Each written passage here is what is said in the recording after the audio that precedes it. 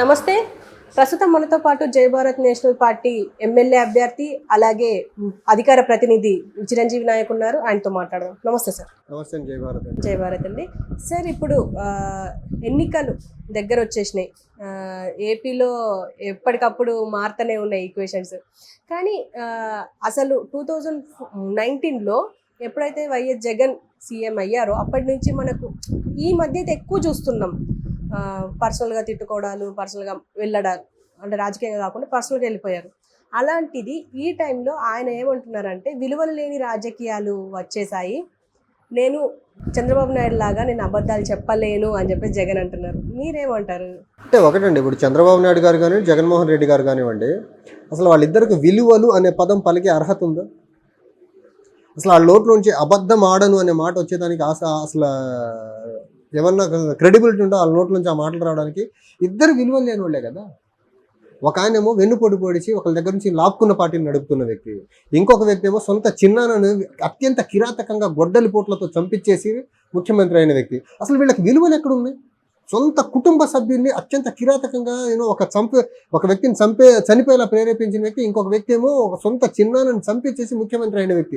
ఈయన జగన్మోహన్ రెడ్డి గారు ఆయన ముఖ్యమంత్రి అయితే స్వయాన ఆయన కోడికతో పొడిపించుకున్నాడు కదా.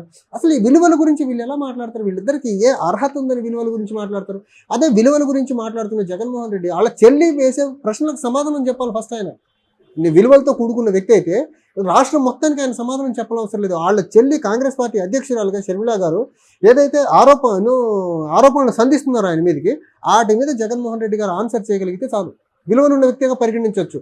వాటికే ఆన్సర్ చేయలేని వ్యక్తి ఆయన విలువల గురించి ఎలా మాట్లాడతారు? ఇప్పుడు చంద్రబాబు నాయుడు గారు అసలు రాజకీయాల్లో విలువల్ని దిగజార్చిన వ్యక్తి కదా. రాజకీయాల్లో కుటుంబ పాలన ప్రోత్సహించిన వ్యక్తి చంద్రబాబు నాయుడు కదా. రాజకీయాల్లో యువతకు రాజకీయంగా స్థానం లేకుండా చేసిన వ్యక్తి చంద్రబాబు నాయుడు కదా. అసలు వీళ్ళు ఎక్కడ అబద్ధం ఆడరు, వీళ్ళు ఎక్కడ విలువలు పాటిస్తారు? వీళ్ళిద్దరికి అసలు ఆ మాటలు మాట్లాడే అర్హత ఏమన్నా ఉందా?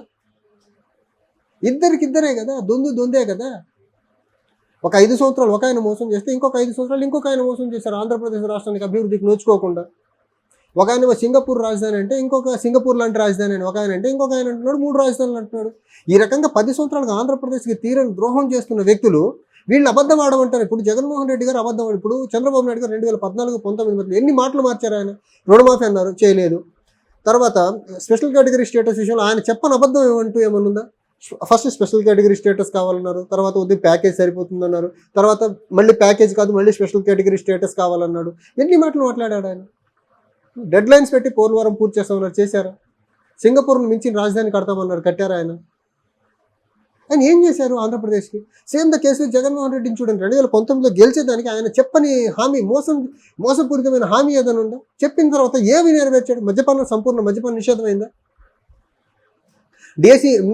మెగా డిఎస్సి నోటిఫికేషన్ ఏమైనా ఇచ్చాడు? జాబ్ క్యాలెండర్ ఇచ్చారు?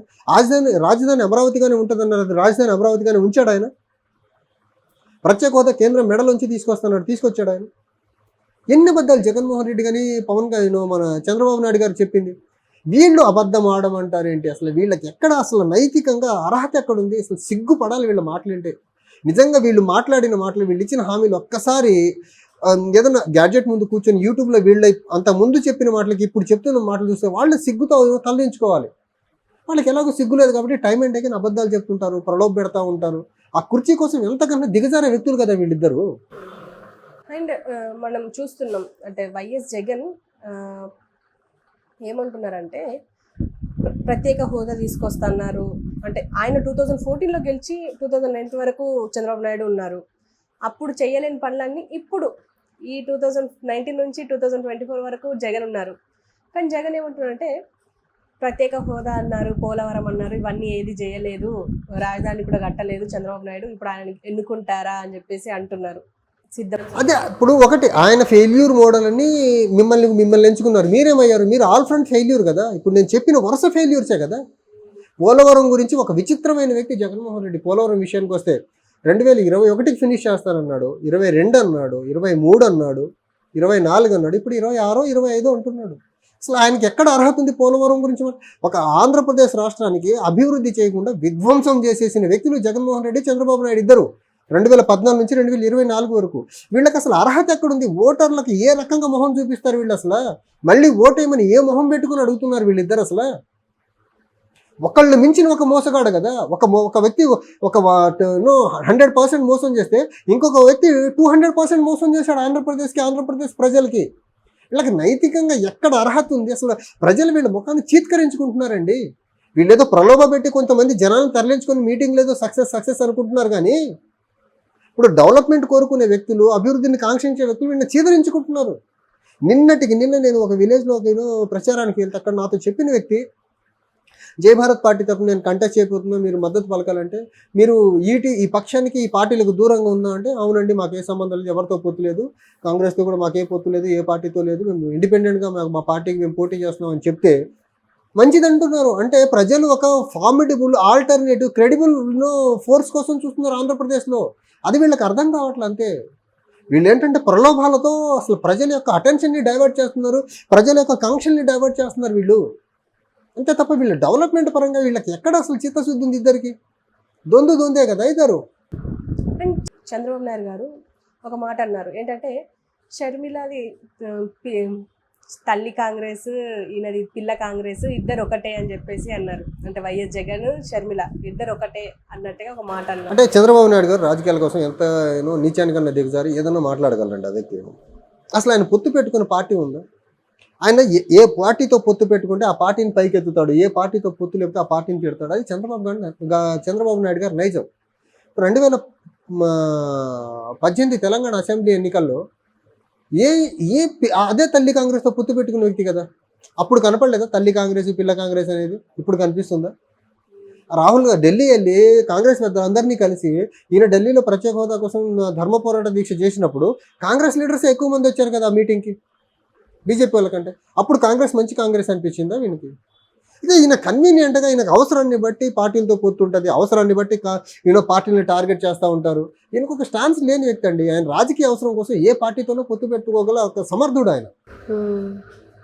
అండ్ మనం ఈ మధ్య చూసాము అంటే త్రిబుల్ గారి గురించి ఇదేంటంటే, టీడీపీ అన్నారు, జనసేన అన్నారు, బీజేపీ అన్నారు. కూటమిలో ఖచ్చితంగా రఘురామరాజు గారికి ఖచ్చితంగా సీట్ ఇస్తాము, ఎమ్మెల్యే టికెట్ ఇస్తాము అని చెప్పేసి అన్నారు. ఆయన ఊరిస్తూ ఇన్ని రోజులకు టీడీపీ నుంచి టికెట్ అనౌన్స్ చేశారు. కానీ ఉండి నుంచి అవునా కాదా అనే ఒక కన్ఫ్యూజన్ మొత్తానికి మళ్ళీ పెట్టారు. ఎందుకు అంటారు? అసలు అంత క్రెడిబిలిటీ ఉన్న త్రిబులార్కి ఎందుకు ఇంత కన్ఫ్యూజన్? అంటే క్రెడిబిలిటీ ఉన్న త్రిబులార్ అంటే ఆయన ఫస్ట్ ఒక్కసారే కంటెస్ట్ చేశాడు, ఒకసారి ఎంపీ అయ్యారండి. పొలిటికల్గా ఆయన అంత క్రెడిబుల్ పర్సన్ ఏం కాదు. అంటే మన రఘురామకృష్ణరాజు గారికి ఏ సీట్ ఎక్కడిస్తారు ఇప్పటికీ ఎవరికీ తెలియదండి, ఎవరికీ తెలియదు. అది కూటమి పరంగా పోటీ చేస్తారా, పోటీ చేయకుండా అలా పక్కన పెడతారనేది కూడా ఎంపీటీనే.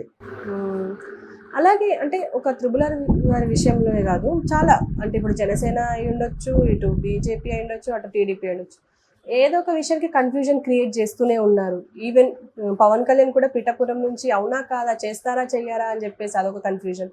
ఇటు త్రిబుల్ గురించి చాలా మంది సిట్టింగ్ ఎమ్మెల్యేలు కూడా బాధపడిన సందర్భాలు మనం చూసినాం, ఇప్పటికీ చూస్తున్నాం కూడా. అసలు ఇంత కన్ఫ్యూజన్ ఎందుకు క్రియేట్ అవుతుందంటారు? అంటే ఒకటండి, ఇప్పుడు ఆంధ్రప్రదేశ్లో ఈ ఒక పక్షము రెండో పార్టీ ఏంటంటే, రాబోయే ఎన్నికల్లో మనం గెలవకపోతే రాజకీయంగా మన అస్తిత్వం ఉండదు. So by hook are crook ఏదో రకంగా మనం అధికారాన్ని చేజిక్కించుకోవాలనే ప్రయత్నంలో భాగంగా ఈ కన్ఫ్యూషన్, యాంబిగ్యూటీ, ప్రలోభాలు రోజుకు పెరుగుతున్నాయి ఆంధ్రప్రదేశ్ పాలిటిక్స్లో. ఈవెన్ ప్రజలకి ఇప్పుడు వీళ్ళు పెట్టే ప్రలోభాలు అంతకు ముందుకు ఒక 2 times 3 times పెరగబోతుంది. ఫస్టే ఇప్పుడు మనకు 2019 ఎలక్షన్లో ఓటుకు 2,000 ఇచ్చి ఉంటే ఇప్పుడు 4,000 5,000 ఇచ్చేదానికి కూడా వీళ్ళు అసలు కాంప్రమైజ్ అవ్వట్లా. ఎట్ ఎనీ కాస్ట్ ఎంత డబ్బు ఇచ్చినా, ఎంత మద్యం పారించైనా, ఎంత మద్యం ఓటర్లకు పోసినా, వాళ్ళ హెల్త్ పాడైపోయినా పర్లేదు కానీ మనం మళ్ళీ గెలవాలి అనేది రెండు పక్షాల్లో చాలా క్లియర్గా కనిపిస్తుంది. ఈ రెండు పక్షాల మధ్య జరిగే ఈ కాంపిటేటివ్ ప్రలోభాల వల్ల ఆంధ్రప్రదేశ్ రాష్ట్రం నలిగిపోతుంది, ప్రజల హెల్త్ పాడైపోతుంది.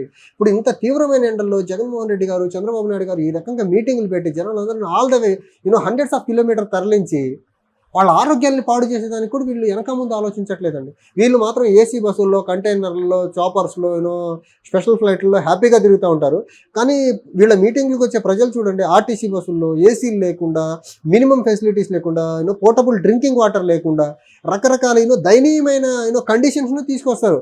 ఇప్పుడు ఓటర్లు దగ్గరికి నాయకులు వెళ్ళి ఓటు అడగాలి కానీ వీళ్ళు నాయకుల దగ్గరికి ఓటర్లను పిలిపించుకుంటున్నారంటే వీళ్ళ పెత్తందారి పోకళ్ళు, వీళ్ళ రాచరిక పోకళ్ళు, తర్వాత వీళ్ళ డిక్టేటర్ పోకళ్ళు కనిపిస్తున్నాయి ఇక్కడ. ప్రజాస్వామ్యంలో ప్రజల దగ్గరికి వెళ్ళి ఓటు అడగాలి పార్టీలు కానీ అభ్యర్థులు కానీ వీళ్ళు ఏం చేస్తున్నారు? ఇన్ రిటర్న్ వీళ్ళు సామంత రాజుల లెక్క, డిక్టేటర్స్ లెక్క, రాచరికంలో రాజులు చేసినట్టు ఓటర్లు వీళ్ళ దగ్గర ప్రలోభాలతో పెట్టి పిలిపించుకుంటున్నారు. చూడండి, అసలు ఈ డెమోక్రసీలో ఉండకూడని లక్షణాలు, అవలక్షణాలన్నీ ఈ పార్టీలకు ఉన్నాయి ఇప్పుడు ఆంధ్రప్రదేశ్లో.